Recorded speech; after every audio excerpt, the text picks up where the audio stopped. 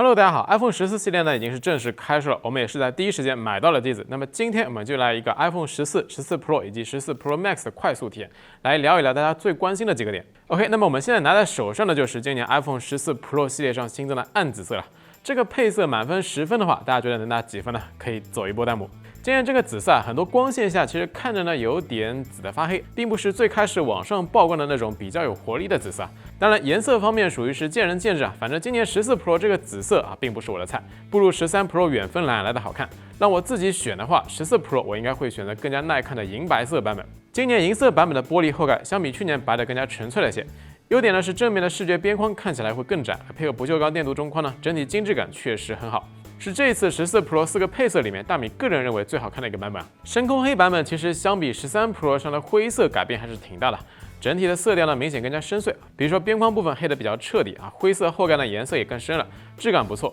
金色这个配色就见仁见智了，整体看起来呢会比去年更加淡雅些当然可能是体验店光线的关系实际呢拍摄的画面相比真机颜色会更加深一些。所以今年紫色、银白、黑灰、金色，大家更喜欢哪个配色呢？可以打在公屏上。iPhone 14标准版的蓝色和紫色看上去呢要比之前版本好许多，比如说蓝色呢更加清新淡雅，有点像去年 Pro 的远分蓝下方，不像12系列的裤衩蓝，同时呢也要比13上的蓝色更加耐看。紫色其实在 iPhone 12系列上已经出现过了，但是13系列上又取消了，结果到了14标准版又回来了可以说是科技以反复换色为本了。14这个紫色也是比较清新淡雅的类型。总体上来说14标准版除了这个红色实在是太艳之外其他几个配色呢都没啥毛病。买到机子之后呢，我们也是简单测试一下 A16 和 A15 的一些跑分性能。iPhone 14 Geekbench 5单核多核成绩呢是1734、4691，对比13 Pro Max 来说，多核跑分呢弱了些。A16 的14 Pro 单核多核呢在1800加和5500加左右，相比去年13 Pro Max 上的 A15，单核性能呢提升了约8%左右，多核提升了约12%左右。考虑到 A16 本身处理器频率要比 A15 更高，一个大核最高是 3.23 GHz， 一个呢是 3.45 GHz，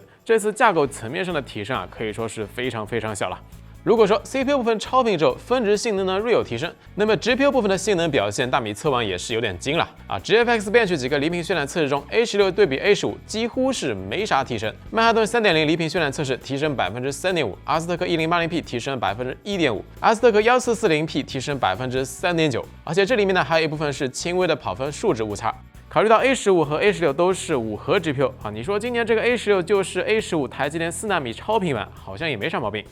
这里我们也是直接跑了一波原神 3.0 虚拟地图，200尼特屏幕亮度，20分钟游戏。iPhone 14平均帧率呢是56.1帧，整机框呢是4.4瓦，屏幕呢没有降亮度。A16 处理器的 iPhone 14 Pro 平均帧率呢是56帧，整机框呢是4.5瓦。但是游戏9分钟开始，屏幕就强制将亮度降到了100尼特，游戏体验反而是不如标准版，可以说是反向 Pro 了。不过两者机身最高温度差不多，都在48度左右。iPhone 14虽然说加强了散热，但是整机性能释放依然不到5瓦。今年 iPhone 14系列全系都是6GB 内存这也可以算是14标准版相对于13标准版硬件上能够相对明显感知的升级的地方了。在重度使用场景，比如说经常需要拍照、大型3D 游戏、多个 App 之间来回切换的情况下，6GB 内存会比之前13、4GB 内存呢拥有更稳定的后台多任务表现。今年14系列发布之后，其实讨论度最高的并不是 A16 处理器反而是刘海变成药丸挖孔之后的灵动岛动画设计。就硬件本身来说14 Pro 和之前爆料一样 ，Face ID 加前摄模组呢是感叹号形状，但是苹果通过软件的方式把两者连接起来，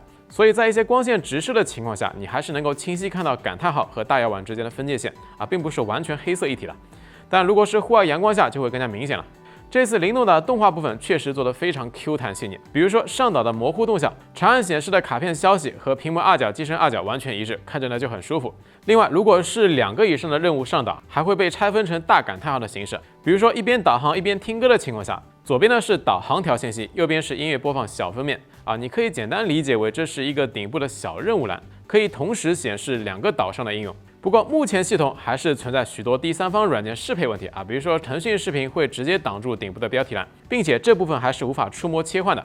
王者荣耀如果你金币比较多，也会挡住金币信息。小红书界面的显示呢也会有点问题，手机录屏的时候会直接把顶部这个大药丸直接给录进去。另外这个岛上如果有任何活动应用，那么截图的时候也会把这个大药丸直接给截进去。和预料的一样今年苹果呢依然是非常环保手机包装盒内呢没有附赠充电头，官网的20瓦 PD 充电头依然要149元。充电速度上 ，iPhone 14系列2款大屏机型峰值功率能达到27瓦左右。那么应该怎么挑选30瓦的快充头呢？第三方充电头又是哪家强？就不得不提到充电领域的扛把子，安克最新推出的一款全面升级的安克安心充 Pro 30瓦充电器，在全新氮化镓集成芯片的加持下，整个充电头体积呢相当小巧，相当于苹果5一样的大小，重量呢只有38克左右。关键是脚插支持折叠，平时放在包包里更省空间，还不用担心刮花设备。而外观方面，采用了高端旗舰手机才会用的光学镀膜工艺，而且这次安克呢依然猜中了今年爆款紫色，和你的 iPhone 组成最佳 CP， 颜值质感呢很不错。这里我们也是测试了一下充电情况 ，iPhone 13 Pro Max、iPad Pro 实测峰值功率呢能达到26瓦左右 ，iPhone 13、13 Pro 能拉满20瓦。当然，应急给 MacBook Air 供个电问题也不大，实现苹果全家桶一个搞定。安全性方面，这次安克下足本钱，升级了 AI 温控技术，支持1秒测温40次，温度异常会自动降低功率，保护电池。而且这次还加了顶尖保险公司承保的专属安心险服务，双重保障，新到手的手机用着呢也更安心。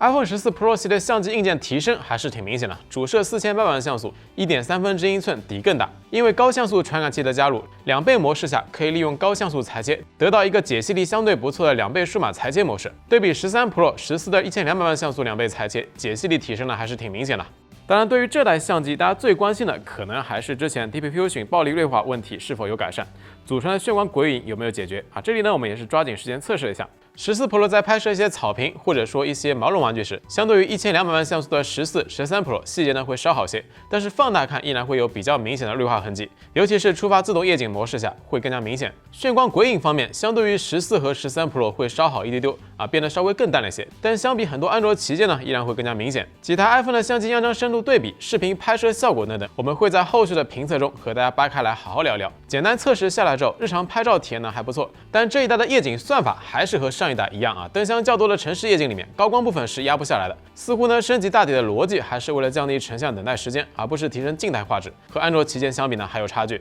OK， 那么以上就是关于 iPhone 14、14 Pro、14 Pro Max 的快速体验了。总的来说，今年 iPhone 14标准版2款机型给我的感觉就是纯纯的挤牙膏，除了4GB 内存变成6GB， 其他方面的升级属于是感知不强，甚至今年连外观都懒得换了。所以王守义说的13香确实是诚不我欺啊。14标准版建议降价后再考虑尤其是14 Plus， 目前来说价格我觉得明显虚高了。相对来说，14 Pro 上的改变就比较多了，比如说去掉了刘海屏，新的灵动岛交互可玩性不错。当然，这个交互本身呢，还是为了弱化大摇丸本身的突兀感，功能上来说并不是啥痛点功能。而且目前也存在许多第三方应用没有适配，导致体验上的一些问题。灵动岛相对于刘海最大的提升还是正面的辨识度，让大家一眼知道这就是新 iPhone。除了屏幕形态之外 ，Pro 呢还支持1赫兹的息屏显示，更高的屏幕亮度，更强的相机，这些也都在进一步和标准版拉开差距。这是今年首发 Pro 系列抢手标准版到现在基本都不用抢的原因当然，因为体验视频的时间有限，关于14系列全系列深度评测，我们也会在接下来的时间里尽快为大家带来。那么我们下期视频不见不散，拜了个拜。